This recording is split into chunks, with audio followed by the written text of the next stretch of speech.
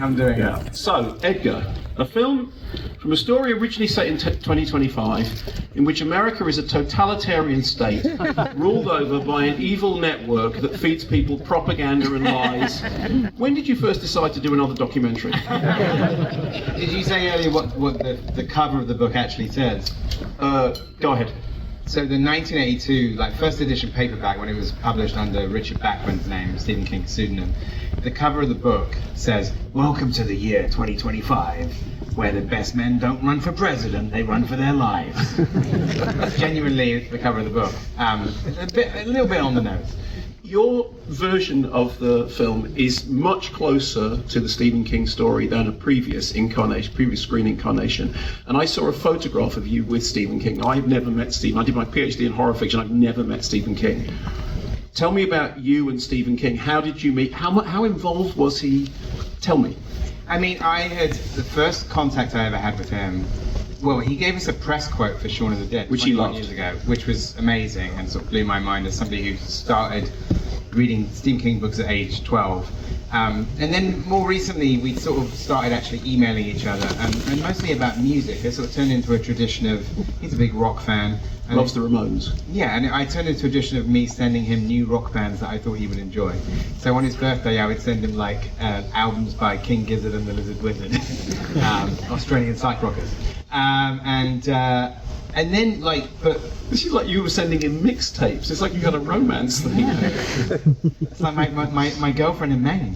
No, I mean what? And then when I was actually working on the movie, which didn't start properly until 2022, I had this. Even though we have each other's emails, and he would have been well aware that I was working on it, I didn't want to email him about it directly and send him the script because he's an executive producer, so he had kind of script sign off until it was definitely happening because I did not want to be the boy who cried wolf, because to talk to him about it and it not happen would have been so heartbreaking to me.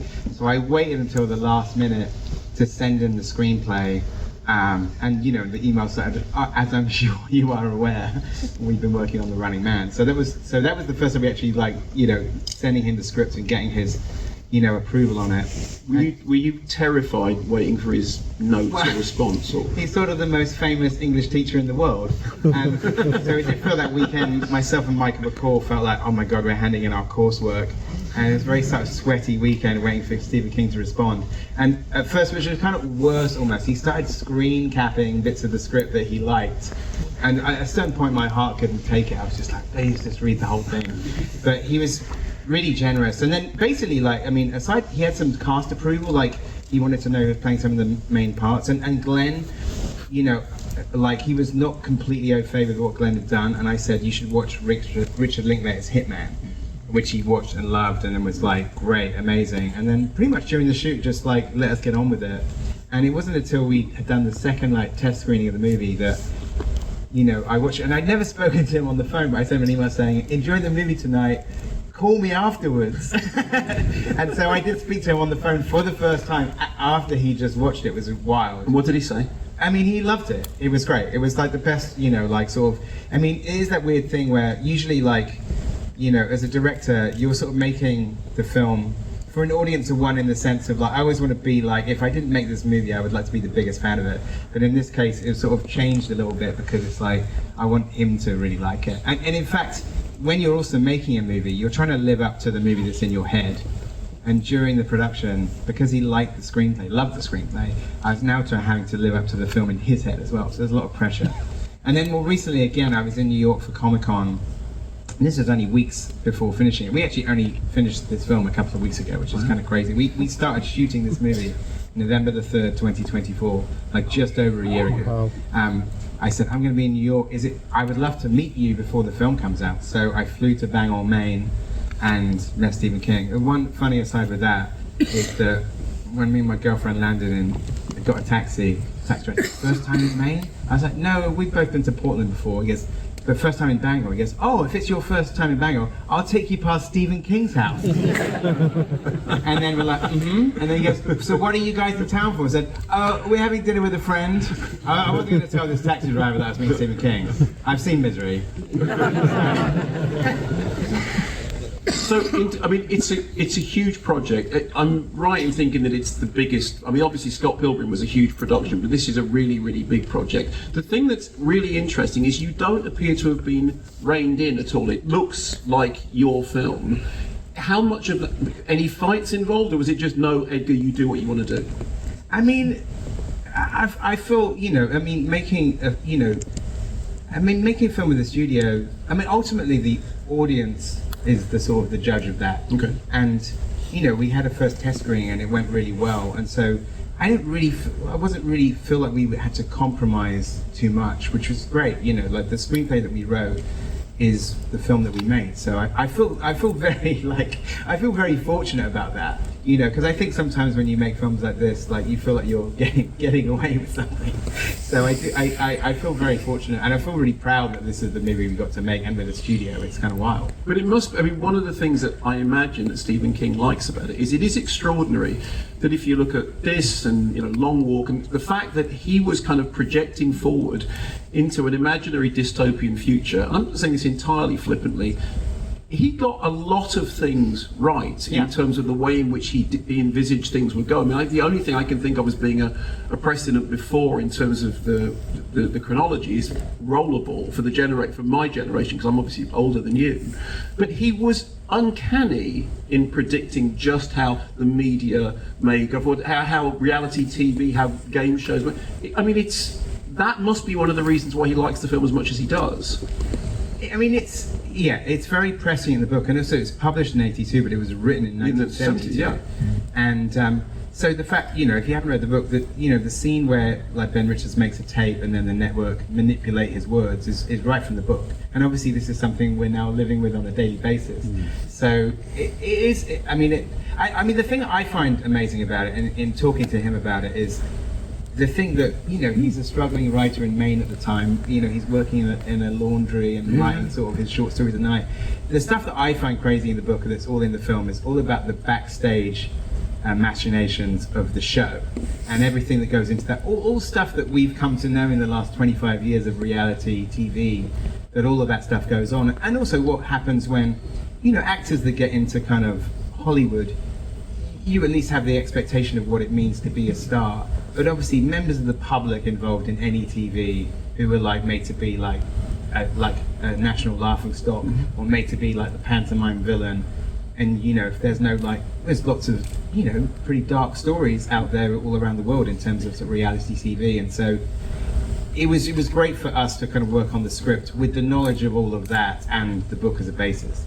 How did you balance the sort of the thriller elements, the political satire elements, with the kind of black comedy? Because I was at the back watching it here because I'd seen it before, but not on the huge IMAX screen, which is terrific to see. And the laughs were getting laughs, and you have to get that balance right between the stuff that is that is darkly comic and the stuff that is serious. How hard was it to balance that? I mean, I guess it was just something. I mean, it's partly I guess my own sensibility, and also I think that Stephen King, I think. Does have a very dark sense of humor, and even though the book is pretty gritty, it has a sort of a real sort of mean satirical streak in it. So a lot of that was there in the material, and it just felt like sort of taking the ball and running with it. You're on the new dollars. We have the face of Arnie, who of course was the star of the original, the Paul Michael Glaser version. Has Arnie seen this? Well, I'll tell you two stories. You got two Arnie stories? Yeah. Wow. Before and the after. You've changed. So obviously we thought it's much more faithful to the book, but we wanted to pay a little homage to the '87 film. So we thought, what if in this different reality, if we're saying that it's a slightly alternate 2025, like it's a slightly alternate reality, like a retro-futuristic, we thought it's like the imagination of Stephen King's '80s idea of 2025. We thought, what if in this timeline, the rules have changed, people born outside the United States could be president, what if Arnold Schwarzenegger was on one of these bills? And we actually made all the other bills as well, we only seen 100. And we had to get his photo approved, so I had to write a nice letter to him. He approved it, but I didn't actually speak to him. Len had actually been in a movie with him before and was friends with his son, Patrick. So we kind of felt, coming up to the shoot, like we should probably talk to him. It would be the classy thing to do. And he was coming up to the start of the shoot, and I said, we should do it now. You can't do it retroactively. We have to talk to him before we start filming. So me and Glenn on a Saturday night, we were watching, usually I like to watch a good luck film before starting a production. And we decided to watch Sam Peckinpah's The Getaway. Because I thought it had some relevance to this, as like it's an action road movie. You I know. love the idea that you chose a Sam Peckinpah film as a good luck film. It's got a happy ending. Yeah. So we were watching about halfway through, and then Glenn looks at his phone and goes, "Oh, I've got like 4 missed calls from Patrick Schwarzenegger." And so it's like, and we get on, and then Patrick said, "Oh, I'll just patch Dad in," and then we're FaceTiming with Arnold, who's sitting in a kind of sun chair, and the first thing he says, he goes, "Oh, you have a gap in your teeth." Immediately,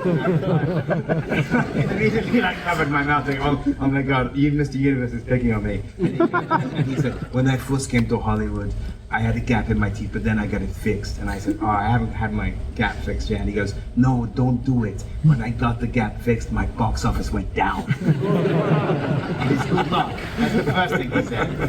Cut to, and he was very, very generous, and he just gave us his blessing. And he actually said on the phone call, which is true, is he said, "Oh, you know, I always thought the first one could be a good remake because the first one was compromised." You probably know, like they sacked the director, Andrew Davis, the director of The Fugitive, no less, like shot 2 weeks on the original movie and they let him go.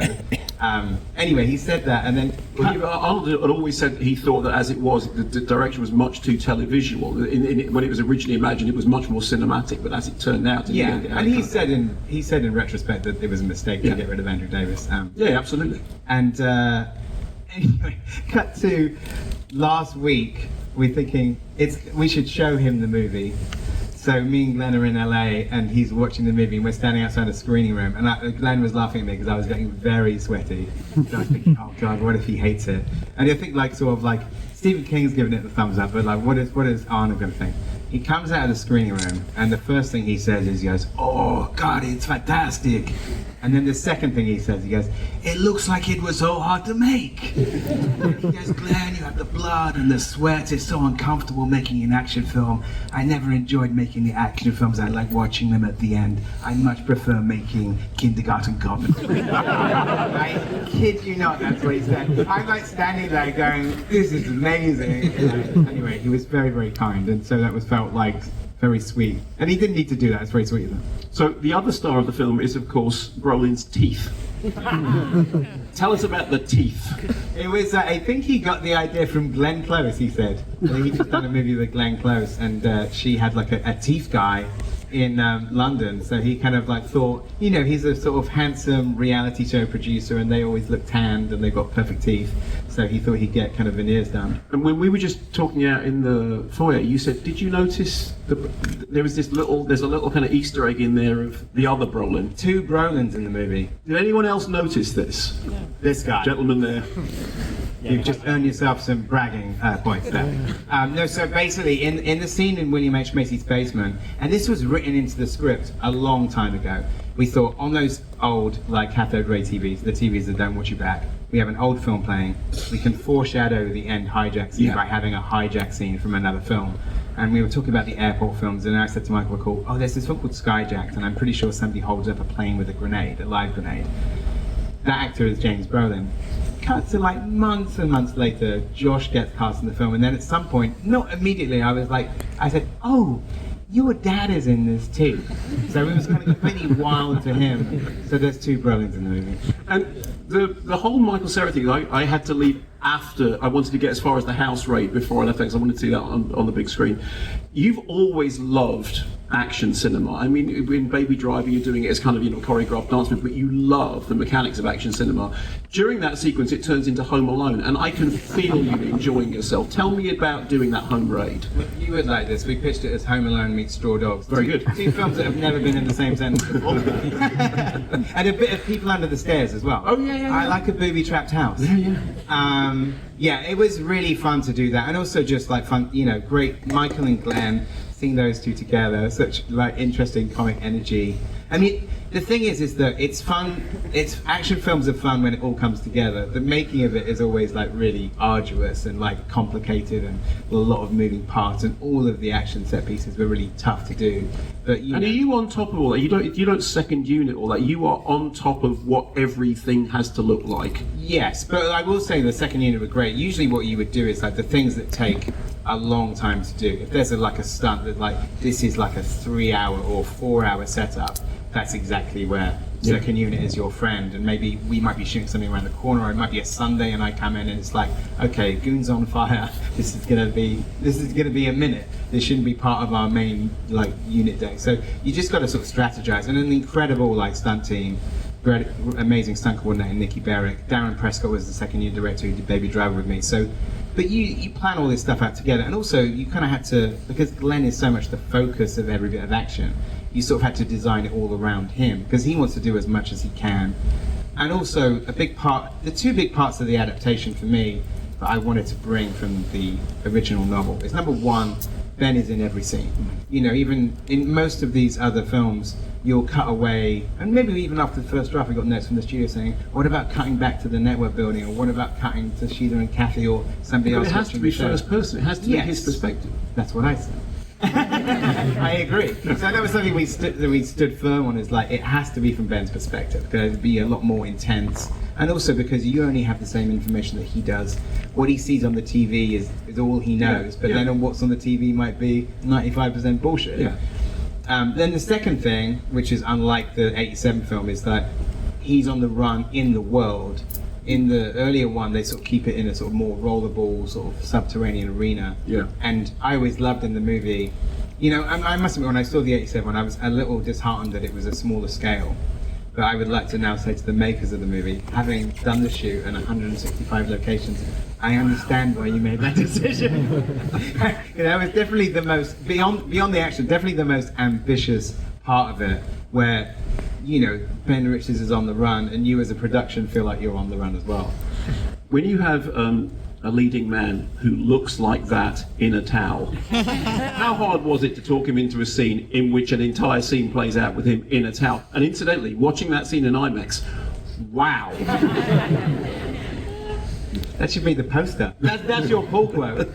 Glenn Powell in a towel. Wow, Mark Kermode. In IMAX. In IMAX. Well, I'll say this. It is a real truth, because the part where he's hanging outside the building, it was one of the bits that we shot in Sofia, Bulgaria, and it was -10 when we shot that scene. So Glenn's a trooper, I'll say that much. So look, one of the things your films are always known for is you have a really smart use of needle drops, and there is a lot of really kind of well-chosen pop music, but there is also a score that is telling you the story. So tell me about working with your composer and how you tell the story through the incidental music.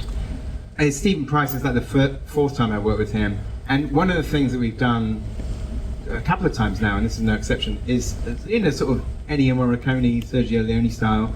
He's written a lot of score just from reading the script, which is amazing. Okay. So he like reads the script and sort of comes up with some cues, some of which are like in the finished film. Obviously he kind of adapts it to the actual action, but it's like the themes that he felt. And the thing that Steve had to do on this is like double duty, because he's doing all of the TV incidental music as well. Right, so he has to do all the theme tunes. Yeah, Speed the Wheel and The Running Man and all the adverts. So it was a lot of work for him, but it was also funny seeing him switch between his kind of like serious composer and sort of his Who Wants to Be a Millionaire Steve Price. And what about the needle drops? Because I mean, you've got a really kind of great jukebox sensibility. I mean, people know that through your films anyway, but how did you get the musical palette in terms of those needle drops right? Do you sit down when you're writing the script and write them into the stuff that you... Yeah, I got to give credit to Michael McCall. A couple of the big ones are ones that like he had written into the first draft. We worked on the treatment together, and then he wrote the first draft, and then we worked on it after that. But like, I got to give him credit for Underdog and the Stone song. I mean, both songs that I loved. But then going beyond that, because it's a bit different from Baby Driver and Soho, where the songs are sort of the characters are using them as inspiration. In this, it is more like they are like sort of, you know, they're needle drops, but they're all on a theme.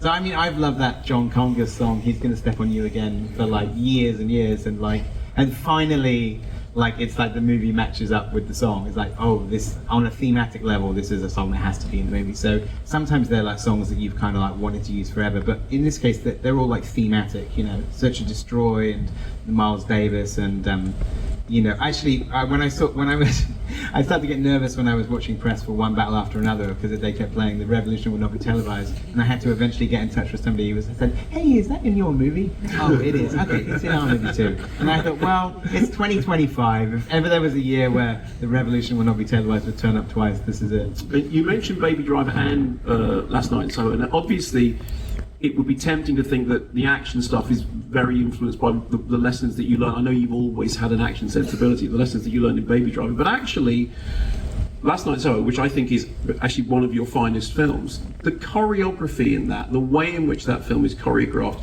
that must have taught you a lot that you brought to play in this film. Yeah, and obviously a lot of, the only way to also, it should be worth saying that how do you make a movie like this in a year is like, working with people you've worked with before. They were very loyal to, with a couple of exceptions, people who are new to this film, like Nikki Berwick and Julian Day, the amazing costume designer. Everybody else had worked on one of the previous movies. And in that, with Soho in mind, my second movie working with Chung Hoon, the great South Korean cinematographer who did Old Boy and The Handmaiden and Thirst and Lady Vengeance. And I knew just from this, when we were writing the script, is this is the perfect Chung movie. And just working with him again, and just his work on screen, just of what he gets out of the darkness in the movie and the the night shoot stuff is just amazing. But a lot of it as well, in a similar way, is you have to make kind of choices in terms of the point of focus. In a similar way, Ben's in every scene, but then Ben is sort of leading the action the whole time, which is both limiting and sort of freeing at the same time. If that makes sense. Yeah. So, working with the team, and also my regular editor Paul Matchless, is that there are things that carry over. I mean, they're two very dissimilar films, but there is some crossover. Yeah. I read an interview with you when you were talking about Last Night in Soho, a lot of location work and obviously a lot of night shooting. And you described the moment of sunup as being vampire time. I call it Dracula o'clock. Dracula o'clock. Which means when the sun comes up, you're dead. You're dead, yeah, right. So that was the really big challenge with Soho. And you've said here 165 locations. What was the biggest challenge with this? I mean, just the moves. I will say we didn't have any problems with getting night shooting in Glasgow in November. We had hardly any day. I think the action is always tricky. I think just the fact that this was so on the move and that road movie aspect, is a really, it was something that I really wanted to take from the book of how expansive it is.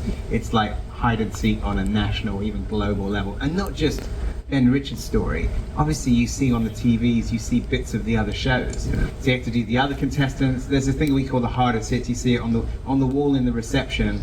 It's almost like shooting a snuff movie version of Jackass. It's just 34 different deaths, and we had to shoot all of those. So we kind of had this endless catalogue of different stuntmen kind of dying in spectacular ways. And Americanos, which obviously Yes. you obviously have funding. So the theme tune for Americanos is It's a cover of a Holly Johnson song. by. But it's sung by Glenn's sister, Leslie. Glenn's sister genuinely does music for Selling Sunset, and I was like, ooh, have I got something for you? Can you do a cover of this song and make it sound like Selling Sunset, which she did. At the very beginning of this, I'm aware we're going to come to run out of time in a minute. At the very beginning of this, I said only sort of partly in joking, but obviously there is a political resonance to this at the moment. The interesting thing about it is that weirdly enough, it's not even divisive along left and right lines, is it? Because at the centre of it is the fundamental distrust of the media, which seems to cut across boundaries. Yeah, I mean, it's interesting, and having done test screenings, it feels like in the middle of the Venn diagram is the same baddie. And and the idea of just going up against the system. I mean, the thing is also and this is the book as well, the government are barely mentioned. They talk about the network, there's like a passing reference to the President of the United States. And and Bradley, played by Daniel Erger, says about the network owning the government. So there's just something. I mean, like you said, it's kind of we're sort of the fiction part of the science fiction is faint, but I think it's the job of genre cinema is you're holding up like a funhouse mirror to reality, and so I think all the films that I love the dystopian films that I love, they're like an exaggeration of where we're at, but they're also like a warning. So just a final thing, did anything get away? Was there anything that you really wanted but you just ran out of time or is there anything that you didn't get?